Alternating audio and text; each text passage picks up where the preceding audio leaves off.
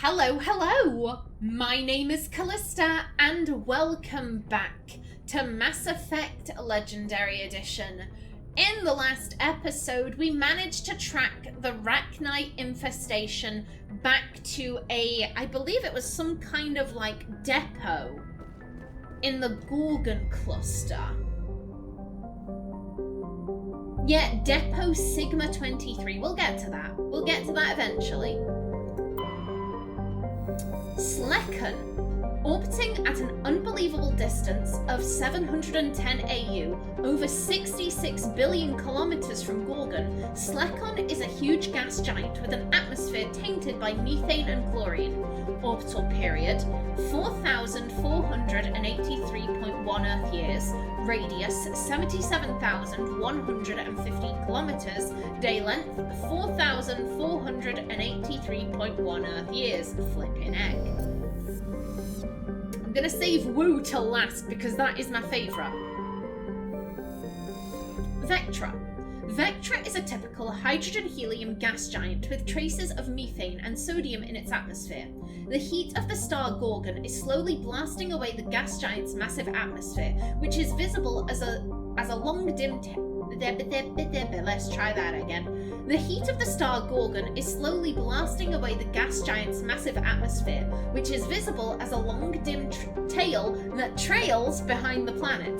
Orbital period, 234.7 Earth years. Radius, 69,833 kilometers. Day length, 234.7 Earth years. Chablu.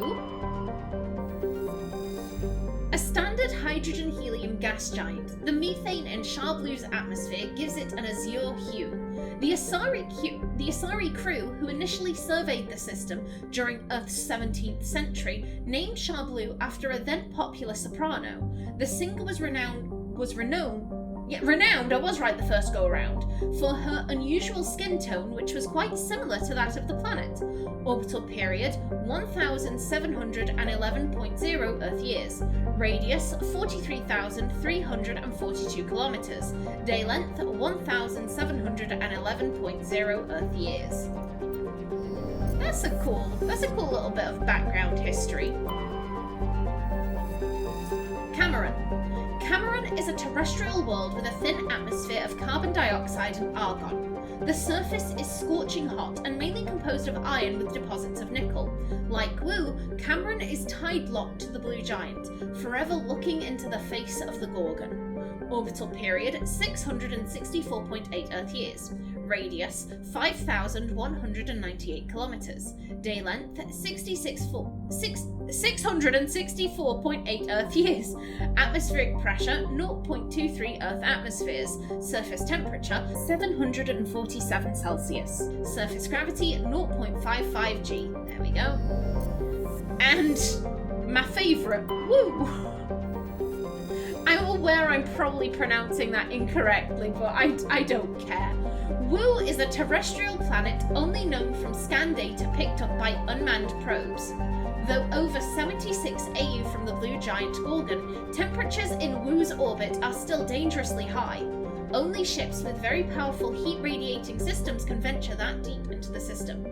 Fortunately, Woo is not a terribly interesting world. How dare you? It has the best name. It has the best name. How dare you? It has a thin atmosphere of nitrogen and methane, and the scorching surface is mainly composed of alumina with deposits of platinum. The world is tidally locked to Gorgon, leaving the sunward side scorched and irradiated wasteland, and the dark side a frigid and ice-crusted. Orbital period, 158.0 Earth years. Radius, 6,959 kilometers. Day length, 158.0 Earth years. Atmospheric pressure, 0.44 Earth atmospheres. Surface temperature, 1,157 Celsius. Surface gravity, 0.66 G. Okie doke, lovely. And that was everything. So, unidentified space facility. This space station appears to have been assembled from used off-the-shelf civilian ship modules of diverse origins. There are no obvious hull markings and it is not broadcasting any ID signal. Okay, so... Okay, let's bring Liara. I feel like bringing biotics would be smart because they can throw.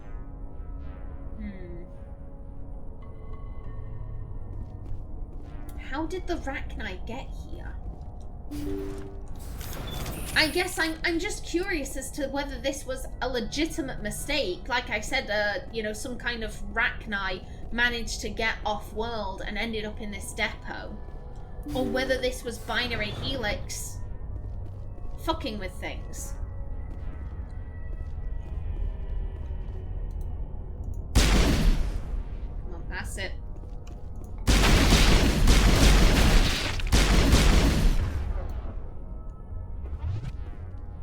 Oh, shit.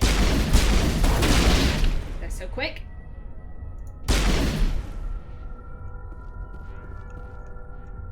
What was the big one then?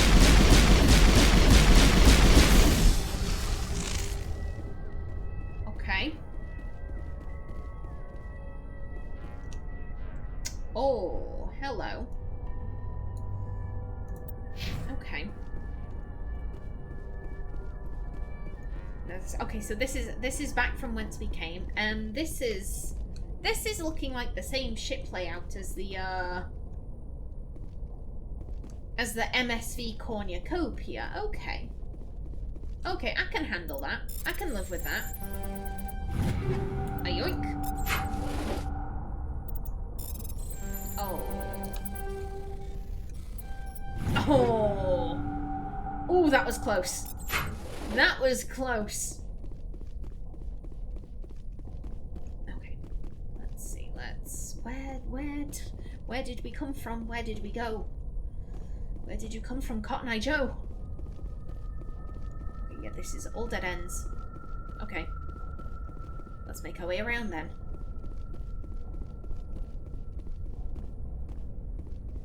Anything else hiding? Anything else? The husks were hiding.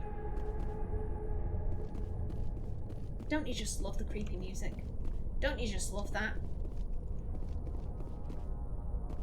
I mean, I noticed no one said, "Oh, I think we've got them all, Commander."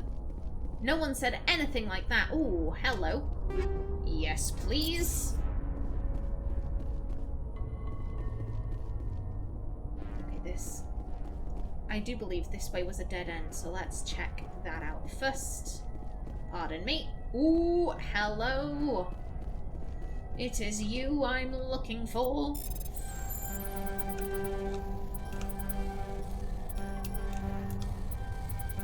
Oh, come on. Come on, go, go.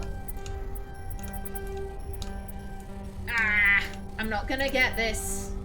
I'm not gonna get this. Yep.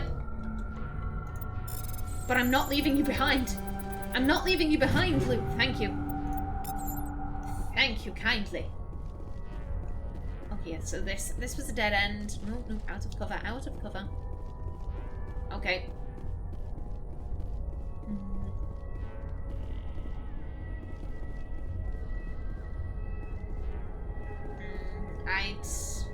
This was too easy. This was much, much too easy. Aha. We never had to fight any more of those brood warriors or whatever they were called. Like, it... I don't trust this. I don't trust this at all. And we're being given aid before we go in there? Like, I don't...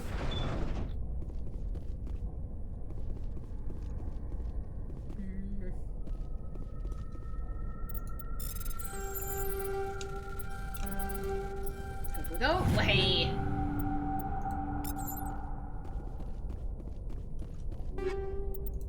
God, I am absolutely gonna have to do another round of upgrades. Especially once I've been shopping. Okay. Hey, I shouldn't complain about getting better stuff. I shouldn't do that.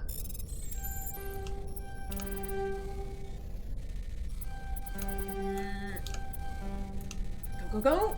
Yes. Thank you kindly. Yeah, I'm leaving you. I'm leaving you till last. Yeah,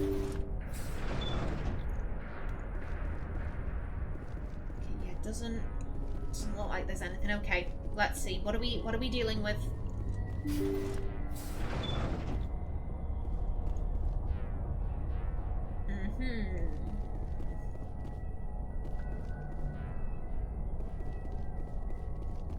Okay. Okay. Personal data recorder for Major Elena Flores. Play the first entry. Sigma 23 is almost fully operational. The barracks and storage lockers are complete, and we've begun stocking the munitions. It's highly unlikely the Alliance will patrol in the nebula. I expect our only risk will be from pirates, and who'll believe them? Looks like we'll have space for 2 reinforced platoons of Cerberus commandos. Cerberus. Damn, we should have known. I wish you could see my face right now because I'm having a moment. Play the second entry. The package arrived today for field testing. I'm told they're fundamentally similar to the units being developed on Novaria. They promise this batch will be stable. Something about them developing in proximity to the master control unit. We detected some pirates setting up an anchorage in a neighboring system. I think we'll try deploying them there first. Okay, so Cerberus are everywhere. They're everywhere. Play the last entry. They've escaped containment. Clever bastards. We treated them like animals. We should have treated them like POWs. They're spreading. Boarding the supply ships and sending them to random destinations. They'll be all over the cluster in a week. General, if you recover this message, my advice is, screw the Rachni. They're too smart. Use one of the other projects. Flores, signing off. For the final time. It seems Binary Helix were not the only ones foolish enough to meddle with the Rachni. Yep. I mean, we know that. We know that. We found the Cerberus science, thing that had Rachni in it. That's where we first located the Rachni, or where we first encountered them. Let's go. The escaped Rachni definitely came from this station, though the motives behind this Cerberus group are vague. To prevent further contamination, arm the station's scuttle charges and evacuate to the Normandy. Okay. Okay. Oh shit. Oh, you bastards. That's why it's so easy. Oh shit, oh shit, oh shit. Piss off. No, you don't. No, you don't.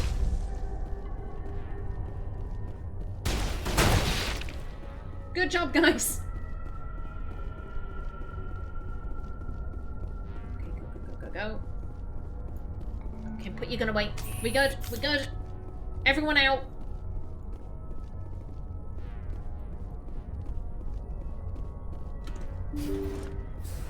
Everyone out. Yep.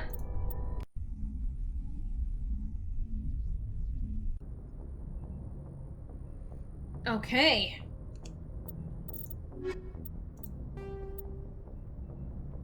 Yep, I'm assuming that was, just complete. Yeah, we managed to make it in time. Okay, good stuff. Good stuff. Part of me is like, what if some of the Rachni managed to get onto the Normandy? I mean, it's like they said, they're not insects. They look like insects, but they're hyper intelligent. They are as intelligent as you or I. Just because we can't understand them and they look like insects doesn't mean they should be treated as such.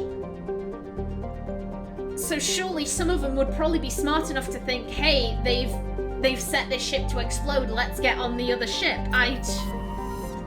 Oh dear. I can't remember if I've been here before, so I'm just gonna...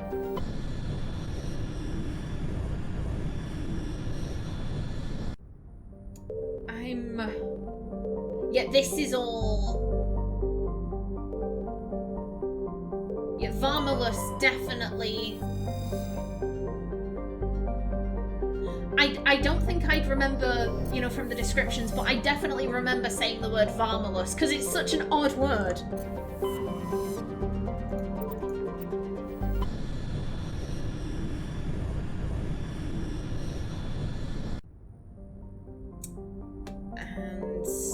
Yeah, I remember Tuntao. Sisal, yeah. Yeah, so I have been here before. Okay. Okay. And now... where do you go from here? I could take care of this anomaly. Let's do the besieged base. Why not? Oh my days. Okay. Okay, there are a lot of systems here.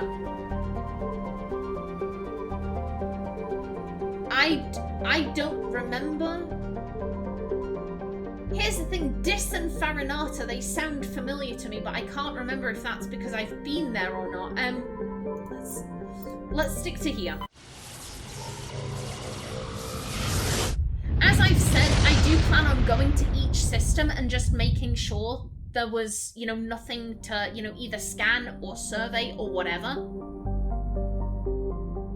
I'll cut through it. If there is stuff I've missed, obviously that will be in whatever episode it is in, but I intend on cutting through the majority of it. So yeah, if we haven't been to these places, then it doesn't exactly matter. I will go there eventually, when I trek up on everything.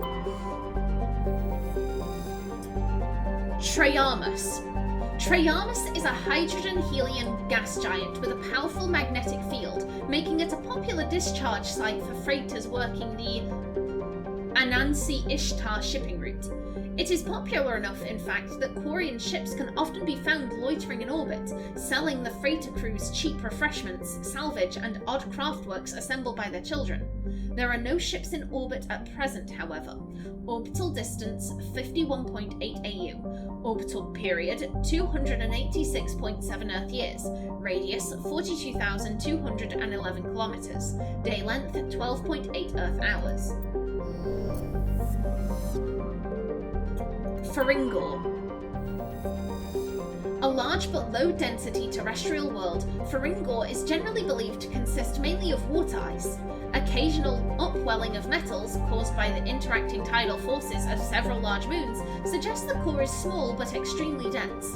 Feringor has a thin atmosphere of carbon dioxide and ethane. Its frozen surface is mainly composed of dark, carbon-laced water ice. 10 years ago, Feringor's grim surface colour and dim illumination drew the cinematographer Risa Ilvarson to film the exterior scenes of Starless on location. Acknowledged as a masterpiece of Gothic horror, the sets, well preserved by the vacuum, draw hundreds of tourists to the backwater system every year. Orbital distance 20.2 AU.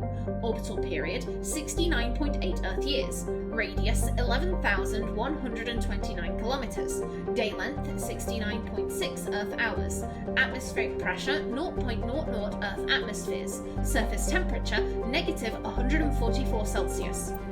Rare elements surveyed. Scans of this planet revealed several small deposits of polonium. Lovely.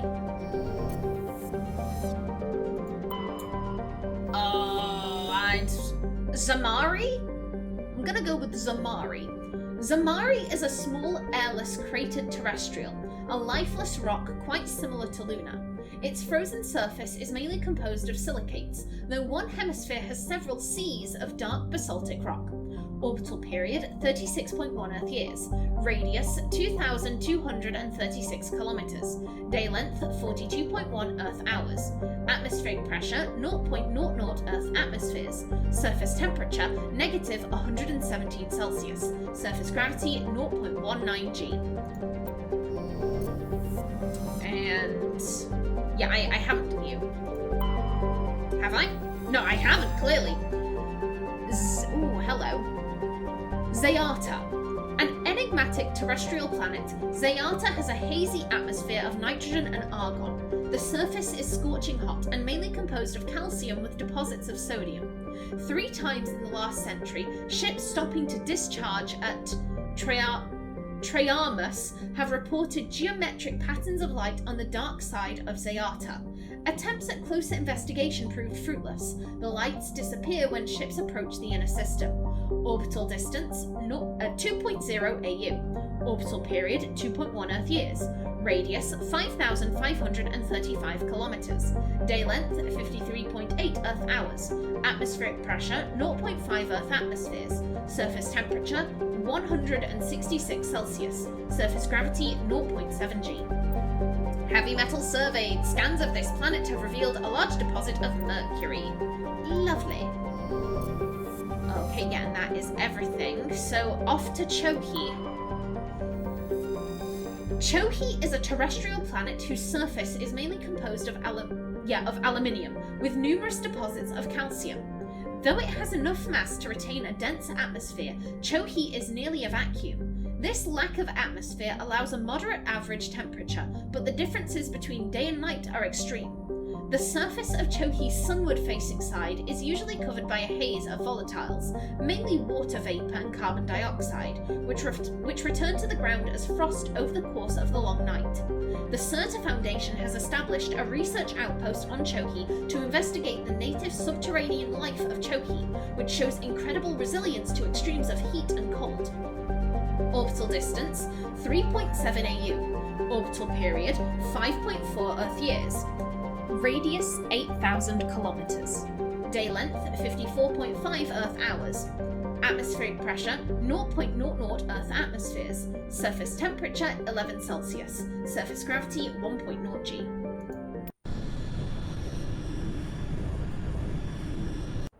Okay, now, if I remember correctly, the besieged base was a bunch of biotics, I think, had nabbed a load of the scientists, and they were... The fuck am I listening to? They were using them as hostages, or like human shields. And we're to try and take out the biotics with as few casualties as possible. Here's the thing, if that's what we're doing, we don't want people with powers, because you get caught up in the crossfire there. Which is more dangerous, biotics or tech? There could probably be crates that we'll need to unlock. We kind of have to bring Garrus.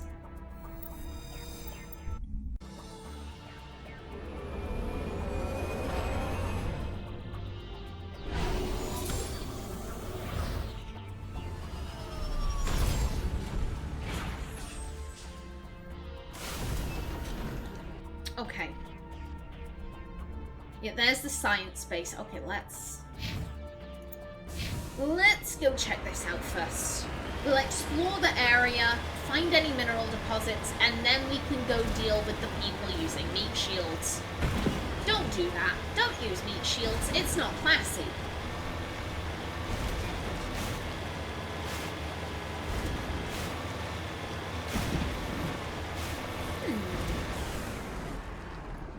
This is a very nice sky. Oh, that's pretty.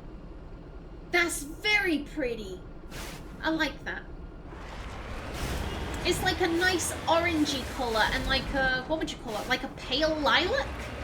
It's got purple tones to it, definitely. Ooh, a fuel tank. Hello? Hello, what be this?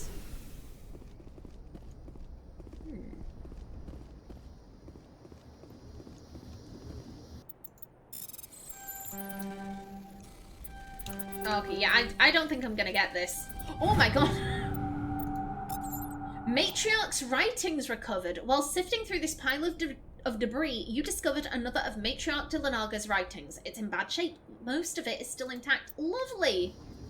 Excellent. Okay, so what be this? Close to the transmitter, your comms pick up a recording of a wistful string quartet. You power the system down.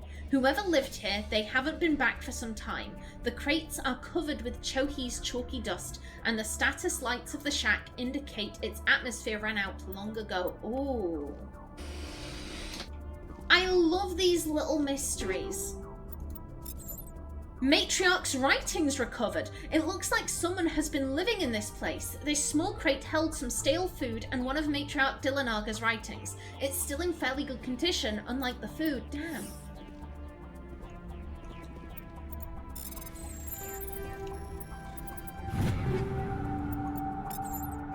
Oh my god. Matriarch's writings recovered. It's not clear who owns this container, but you discovered one of Matriarch Dilanaga's writings inside. Oh my god. I would assume... Pardon me. Here's the thing. I would assume this was some type of... What's the... It's coming up fuel tank, and I'm like, where? I would assume this was potentially an Asari scientist, maybe? Who just wanted to live out in the middle of nowhere, not be bothered by anyone with their recording of a string quartet, living their life with the matriarch's writings. Here's the thing, there's no signs of a body. I'm not seeing a dead person anywhere, but... I'm sorry, that just sounds like... I'm not seeing a dead person anywhere. It's like the really shitty remake of Sixth Sense. Yeah, I'm not seeing anyone deceased. But then I can't imagine they'd leave all their shit. Like I said, they had a very cushy life here. They had the quartet music and all of these writings. How many writings do we have? Oh, hello. People have levels. Just you. Okay.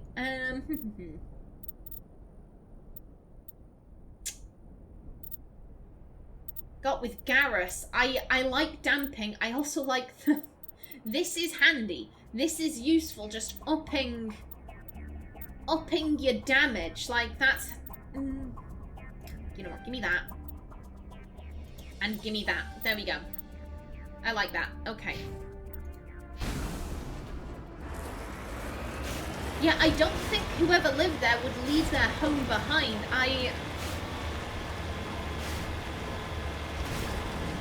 It's those little stories. Those little stories, I really like them, but I worry.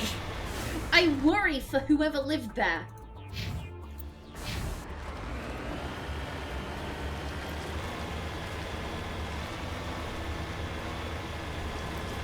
Okay, either way. And that was, I want to see how many of the writings we have, because we've completed the quest. We completed the quest a while ago.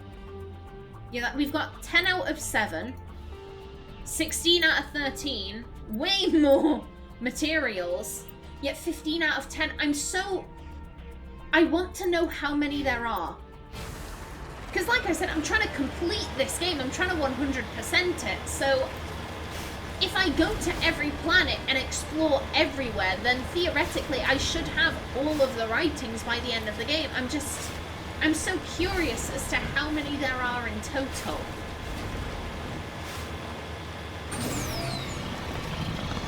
I think I'll look that up before I go to Vermeer.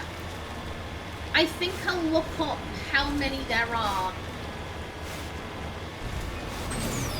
Because by that point, like I said, I'm pretty sure that Vermeer, it's either the final quest or it's going to lead into the final quest. Like, I don't think there'll be much more after Vermeer, so I don't see the harm in looking up how many, League of One medallions or how many, Matriarch's writings there are if we're about to finish the game.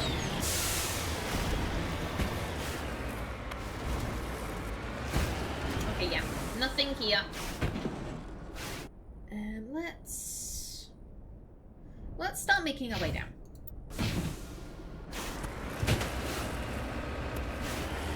Oh, pardon me. And okay, Joker didn't come in. He gave us time.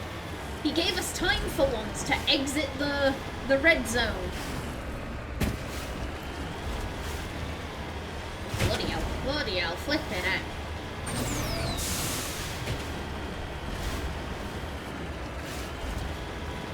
Hello.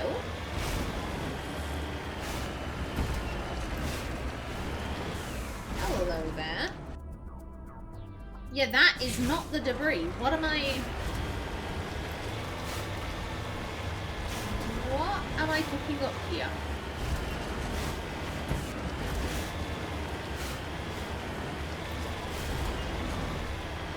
Hello.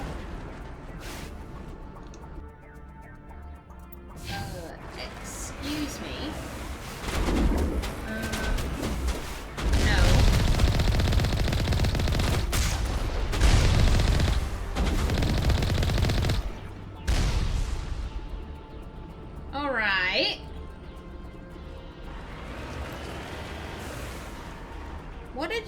had you found? What did you... Oh, okay. There goes my timer. I get the feeling we just witnessed an execution. Okay. Okay, oh, hello. Hello.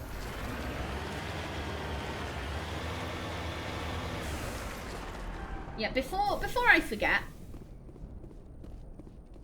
I'ma just grab this.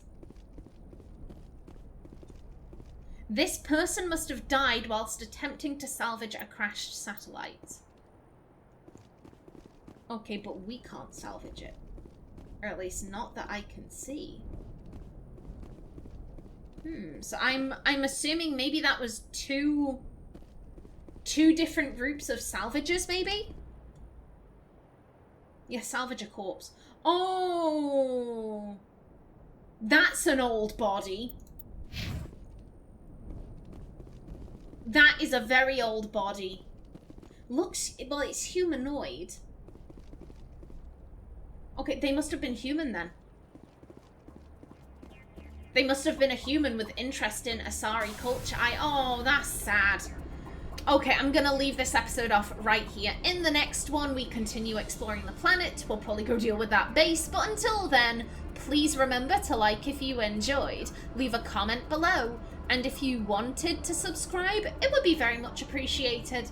I've been Callista. Thanks for watching, and see you in the next episode.